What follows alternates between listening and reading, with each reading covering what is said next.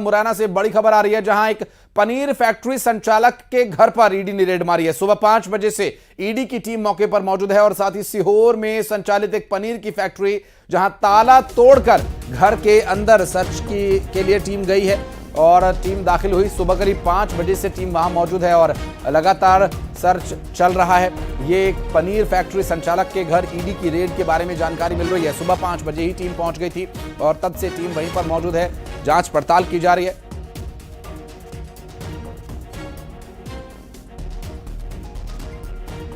और आपको बता दें कि गायत्री फूड लिमिटेड कंपनी का नाम बताया जा रहा है, जिसके घर छापा पड़ा है। गायत्री फूड लिमिटेड कंपनी के मालिक के घर पर ईडी ने छापा मारा है और ईडी की टीम मौके पर पहुंची हुई। सुबह 5 बजे से टीम वहां पर मौजूद है और सीहोर में संचालित पनीर फैक्ट्री के मालिक हैं।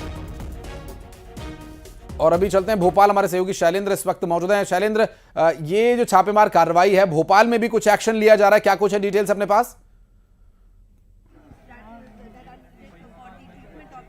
के 10 नंबर मार्केट स्थित जो मुख्यालय है वहां पर भी ईडी की रेड हुई। सुबह 5 बजे के तकरीबन ईडी की टीम जो है वो यहां पर पहुंची। आप देख सकते हैं कि जय गायत्री फूड का ये दफ्तर है और यहां पर छापामार कार्रवाई जो है वो की गई। एक साथ का ये पूरी कार्रवाई को अंजाम दिया गया है। न केवल राजधानी भोपाल, इसके अलावा मुरैना, चूंकि उनका गृह क्षेत्र है, आवास है, तो वहां पर छापामार कार्रवाई की गई। इसके साथ ही सीहोर की बात करूं, सीहोर में चूंकि इनकी फैक्ट्री संचालित होती है तो सीहोर में भी छापामार कार्रवाई की गई है। देखिए, सीधे तौर पर अभी ये आरोप इन पर लग रहे हैं कि जिस तरीके से इनकी अगर देश के अलावा लगभग 2 दर्जन से अधिक फॉरेन कंट्री हैं जहां पर इनका माल सप्लाई होता है, उसमें कहीं ना कहीं बिलिंग के जरिए गड़बड़ी की आशंका जो है वो जाहिर की गई है। और इसके पहले भी मैं बता दूं कि जुलाई के महीने में भी राजधानी में इनके यहाँ छापामार कार्रवाई हुई थी। उस समय जो है वो ईओडब्ल्यू ने छापामार कार्रवाई की थी। उस समय भी इस तरह के आरोप लगे थे कि इनके द्वारा जो बिलिंग की जा रही है, खासकर जो फॉरेन में इनके जो प्रोडक्ट भेजे जाते हैं उसमें काफी गड़बड़ियां की जा रही है। यानी तमाम तरह के जो टैक्स है उनकी जो है वो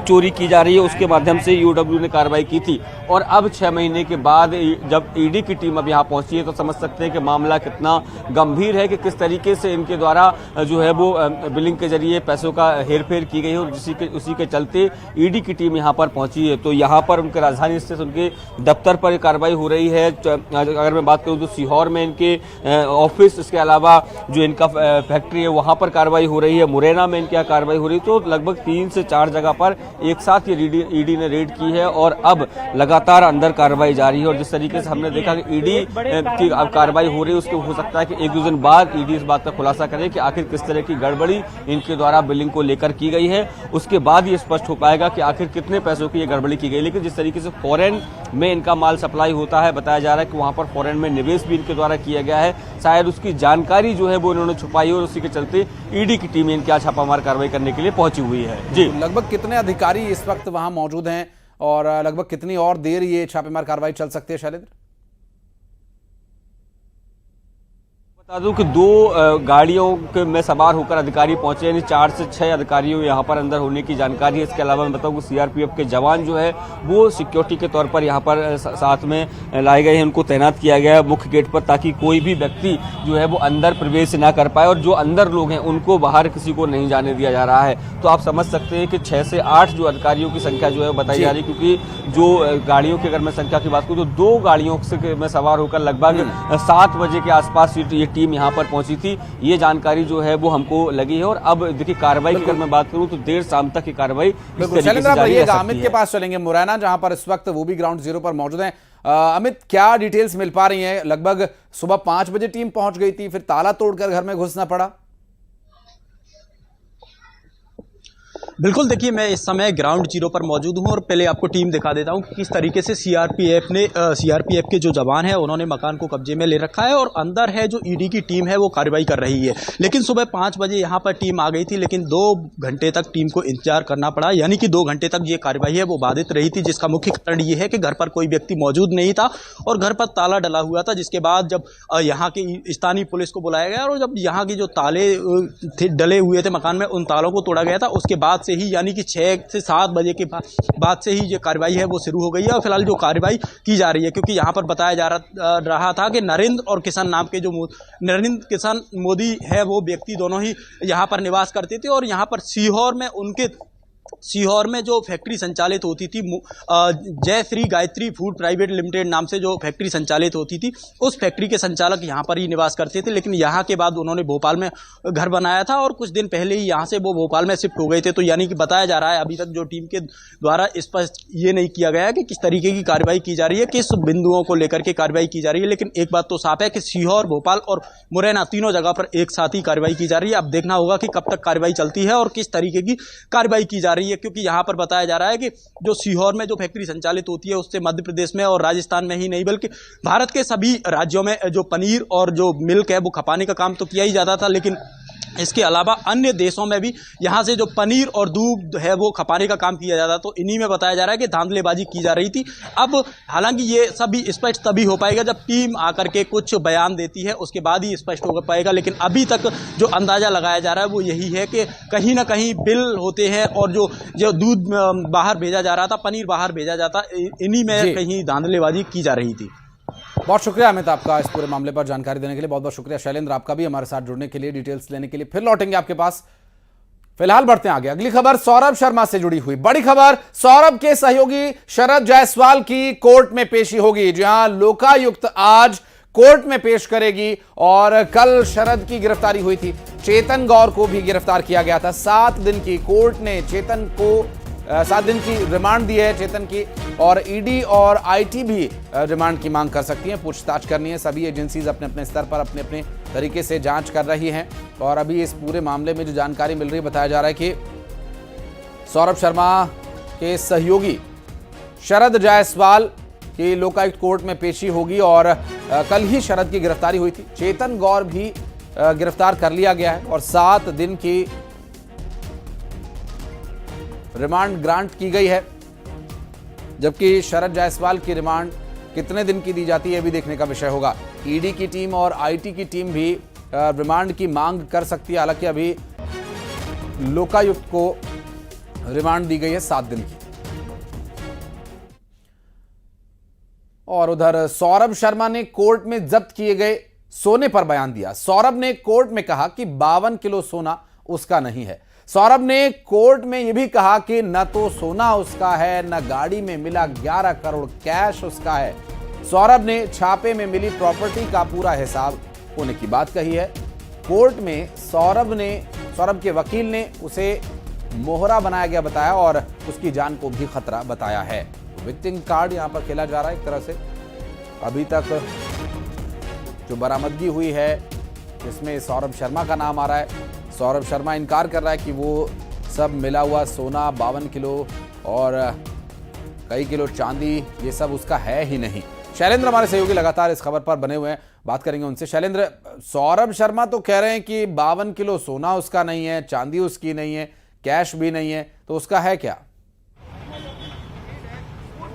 देखिए बिल्कुल, देखिए लगातार उनके वकील इस बात को कहते रहे हैं कि सौरभ को इस पूरे मामले में मोहरा बनाया जा रहा है। जिस तरीके से सौरभ की यहाँ जो संपत्तियां बरामद हुई, चाहे वह सोने की बात हो, चांदी की सिल्लियों की बात हो या फिर हार्ड कैश की बात हो, वो कह रहे हैं कि ये एक बहुत बड़ा नेक्सस है जिसके तहत जो है वो सौरभ को सब में फंसाया जा रहा है। हालांकि ना वो ना उनके वकील खुलकर ये नहीं बता रहे हैं कि आखिर ये पैसा है किसका। तो सीधे तौर पर सौरभ इसमें पूरे मुख्य तौर पर आरोपी के तौर पर सामने निकल कर आया है कि जिसने कम समय में ही जो ट्रांसपोर्ट के दफ्तर में काम करते हुए इतनी भारी भरकम काली कमाई कमा ली। और जिस तरीके से 41 दिनों के बाद अब उसको गिरफ्तार किया गया और कल जब उसको कोर्ट में पेश किया गया था तो उसने जज के सामने कहा कि 52 किलो सोना उसका नहीं है और जो कैश मिला है वो भी उसका नहीं है। उसके जो संपत्ति के डॉक्यूमेंट्स मिले, एक एक डॉक्यूमेंट्स के जो मिले हैं उसका एक एक डॉक्यूमेंट का हिसाब उसके पास है। और यही बात कल शरद जायसवाल ने भी कही थी कि जो उसके यहाँ संपत्तियां मिली हैं उस सब का लेखा जोखा उसके पास है, समय आने पर कोर्ट में दिया जाएगा। लेकिन बड़ा सवाल यही है कि आखिर अगर सौरभ का नहीं है तो आखिर है किसका? क्या सौरभ जो लोकायुक्त पुलिस की पूछताछ में उन नामों को उजागर करेगा और आखिर उसको जान का खतरा किससे है? क्योंकि सौरभ शर्मा के वकील जो है वो पहले दिन से इस बात को कह रहे हैं कि सौरभ शर्मा की जान को खतरा है। जिन लोगों के कहने पर सौरभ ये सब कर रहा था वो सौरभ की हत्या करवा सकते हैं। ये आरोप जो है वो वकील की तरफ से शुरुआत में ही लगाया गया था। उनकी मां ने भी ये कहा था कि बेटे को मोहरा बनाया गया है, लेकिन आखिर किसने ये मोहरा बनाया है वो कौन है, वो कौन जो है जिसने उनको ये संरक्षण दिया, जिसके कहने पर इतनी सारी कमाई वो करते रहे। तो जब तक सौरभ उसका नाम नहीं बताएगा तब तक ये माना जाएगा कि इस कमाई जो है वो सौरभ की खुद की है। स्वाभाविक है, और चूंकि प्रत्यक्षम किम प्रमाणम जब सारी बरामदगी सौरभ के घर और उसके आसपास के सहयोगी लोगों से हुई है और कई प्रॉपर्टीज तो उसके नाम पर ही हैं, तो ये सारे जो विषय हैं, उसके जो सहयोगी पकड़े गए उनके द्वारा भी ये बयान दिए गए कि उसके द्वारा ही उनके नाम पर ये जगह, ये जमीन, गाड़ियां सब खरीदा गया। बहरहाल अब इसके पीछे कौन लोग हैं जो मोहरा बना रहे हैं, ये भी तो बताना होगा कोर्ट में, तभी कोर्ट किसी निर्णय पर पहुंच सकेगी। बहुत शुक्रिया शैलेंद्र आपका इस पूरे मामले पर जानकारी देने के लिए। आगे डिटेल्स फिर लेंगे आपसे, आगे अपडेट लेने के लिए लौटेंगे। अब बढ़ते हैं आगे और अगली खबर है सिवनी के बखारी से, जहां बखारी गांव में लोगों ने वन विभाग के 5 ट्रक्स को बंधक बना लिया और सड़क बनाए जाने की मांग पर अड़ गए। नाराज ग्रामीणों का यह कहना है कि पक्की सड़क न होने की वजह से स्कूल आने जाने वाले बच्चों को, आम लोगों को, बीमार लोगों को परेशानी का सामना करना पड़ता है। वन विभाग के अधिकारी जानकारी मिलने पर मौके पर पहुंचे और लोगों को समझाया बुझाया।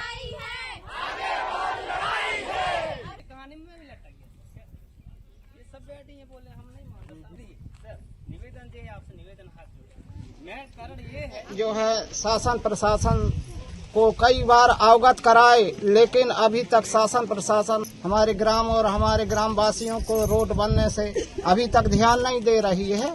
तो हम यही चाहते हैं कि हमारी रोड तत्काल बने और इसी वजह से हम ट्रकों को रोके हैं कि हमारा समस्या समाधान हो।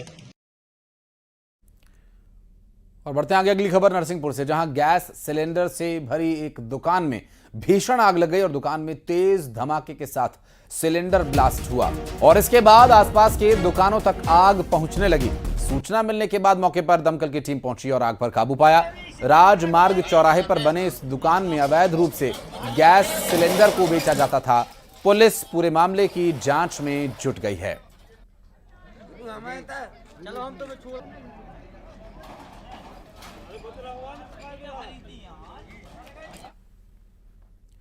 और जापान के दौरे के दूसरे दिन सीएम डॉक्टर मोहन यादव ने बौद्ध मंदिर में दर्शन किए। दर्शन के बाद सीएम ने यह भी कहा, जापान दौरे के दौरान आर्थिक साझेदारी को मजबूत करने की पहल हो रही है। और मुख्यमंत्री आज जापान एक्सटर्नल ट्रेड ऑर्गेनाइजेशन के अध्यक्ष सुसुमु काटाओका से मुलाकात करेंगे और निवेश की संभावनाओं पर चर्चा करेंगे। और इसके साथ ही सीएम JICA के वरिष्ठ उपाध्यक्ष से जल प्रबंधन, स्मार्ट सिटी परियोजनाओं पर भी चर्चा करेंगे। और इसके साथ ही सीएम खाद्य और पेय उद्योग से जुड़े उद्योगपतियों, टेक्सटाइल और retail sector, furniture, home decor उद्योगों की साझेदारी पर भी निवेशकों से संवाद करेंगे। और शाम होते होते मुख्यमंत्री डॉक्टर मोहन यादव टोक्यो के इंपीरियल होटल में प्रवासी भारतीय समुदाय के और मध्य प्रदेश के मित्रों के साथ संवाद कार्यक्रम में भी हिस्सा लेंगे।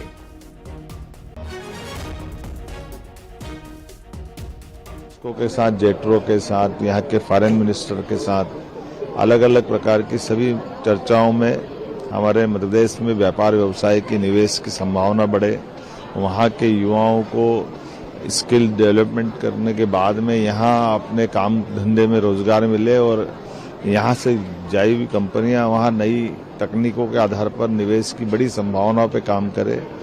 जापान अपनी कई प्रकार के अलग अलग कारणों से, उसकी अपनी टेक्नोलॉजी के कारण से, समृद्धि के आधार पर यहाँ की कंपनियों की सक्षमता के बलबूते पर काम करने में बहुत समर्थ है। ऐसे में निवेशकों के माध्यम से मध्य प्रदेश और भारत के साथ जापान मिलकर के चले, यशस्वी प्रधानमंत्री का भी ये भाव है और हम उसी भाव को समृद्ध करें। और खबरें आगे भी जा रही हैं, वक्त एक बहुत छोटे से ब्रेक का, जल्द लौटते हैं।